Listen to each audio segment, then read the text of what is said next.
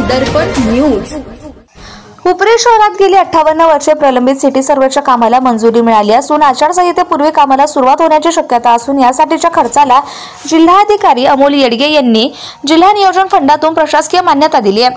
7,19,00,000चं अंदाजपत्रक असताना केंद्र सरकारच्या नक्षा योजनेतून केवळ 62 लाखात होणार असल्याची माहिती हस्तकला फाउंडेशनचे अध्यक्ष मोहन खोत यांनी दिली आहे। त्यामुळे नागरिकांमधून समाधान व्यक्त होत आहे। सिटी सर्वे नसल्यामुळे नागरिकांना अनेक समस्यांना सामोरं जावं लागत होतं। लाखोंची मालमत्ता असूनही प्रॉपर्टी कार्ड नसल्यामुळे बांधकाम परवाना दिला जात नसे।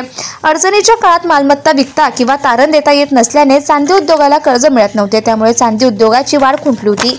सिटी सर्वेच्या कामामुळे नगर परिषदेला पायाभूत सुविधा देताना कुठल्याही प्रकारची अडचण येणार नाही। त्यामुळे अनेक नागरी प्रश्नांची सोडवणूक होणार आहे। नक्षा योजनेसाठी निधी जिल्हा नियोजनाकडून मिळणार आहे। Subscribe now and press the bell icon. Never miss an update.